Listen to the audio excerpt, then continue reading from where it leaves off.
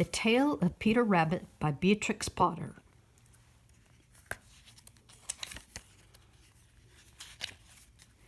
Once upon a time, there were 4 little rabbits, and their names were Flopsy, Mopsy, Cottontail, and Peter. They lived with their mother in a sandbank underneath the root of a very big fir tree. "Now, my dear," said old Mrs. Rabbit one morning, "you may go into the fields or down the lane, but do not go into Mr. McGregor's garden. Your father had an accident there, and he was put into a pie by Mrs. McGregor. Now, run along and don't get into mischief. I am going out." Then old Mrs. Rabbit took a basket and her umbrella and went through the wood to the baker's. She bought a loaf of brown bread and 5 currant buns. Flopsy, Mopsy, and Cottontail, who were good little bunnies, went down the lane to gather blackberries. But Peter, who was very naughty, ran straight away to Mr. McGregor's garden and squeezed under the gate.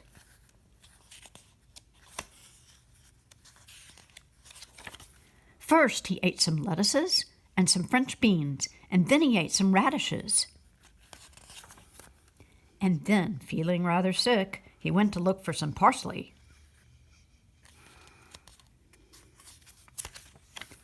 But round the end of the cucumber frame, whom should he meet but Mr. McGregor?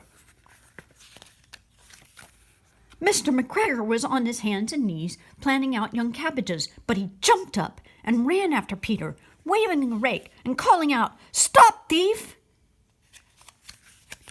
Peter was most dreadfully frightened. He rushed all over the garden, for he had forgotten the way back to the gate. He lost one of his shoes among the cabbages, and the other shoe amongst the potatoes. After losing them, he ran on all 4 legs and went faster, so that I think he might have gotten away altogether if he had not unfortunately run into a gooseberry net and got caught by the large buttons on his jacket. It was a blue jacket with brass buttons, quite new. Peter gave himself up for lost and shed big tears, but his sobs were overheard by some friendly sparrows who flew to him in great excitement and implored him to exert himself. Mr. McGregor came up with a sieve, which he intended to pop upon the top of Peter, but Peter wriggled out just in time, leaving his jacket behind him, and rushed into the tool shed and jumped into a can. It would have been a beautiful thing to hide in if it had not had so much water in it. Mr. McGregor was quite sure that Peter was somewhere in the tool shed, perhaps hidden under a flower pot, and he began to turn them over carefully, looking under each. Presently, Peter sneezed. Kerchoo!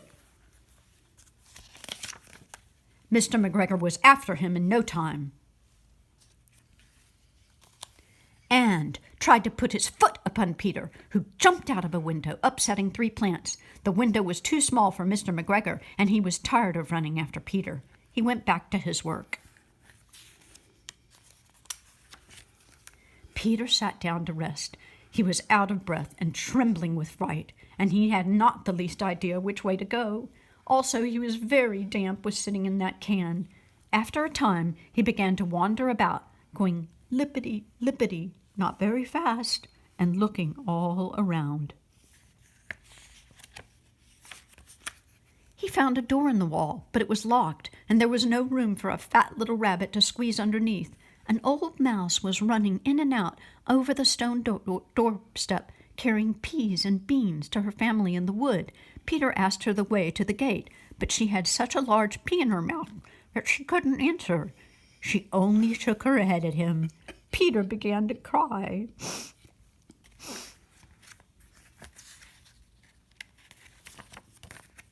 Then he tried to find his way straight across the garden, but he became more and more puzzled.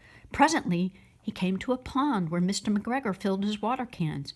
A white cat was staring at some goldfish. She sat very, very still, but now and then the tip of her tail twitched as if it were alive.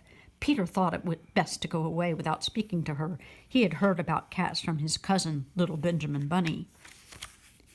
He went back towards the tool shed, But suddenly, quite close to him, he heard the noise of a hoe. Scratch, scratch, scratch, scratch. Peter scuttered underneath the bushes, but presently, as nothing happened, he came out and climbed upon a wheelbarrow and peeped over. The first thing he saw was Mr. McGregor hoeing onions. His back was turned towards Peter, and beyond him was the gate. Peter got down very quietly off the wheelbarrow and started running as fast as he could go along a straight walk behind some black currant bushes. Mr. McGregor caught sight of him at the corner, but Peter didn't care. He slipped underneath the gate and was safe at last in the wood outside the garden. Mr. McGregor hung up the little jacket and the shoes for a scarecrow to frighten the birds.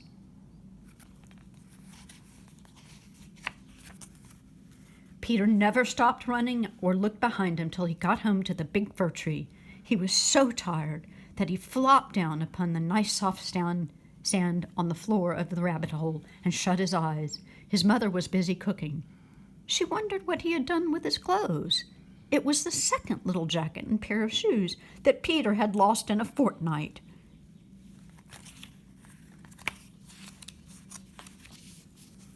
I am very sorry to say that Peter was not very well during the evening.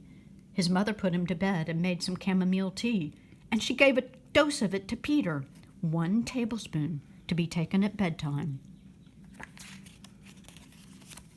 But Flopsy, Mopsy, and Cottontail had bread and milk and blackberries for supper. The end. For summer.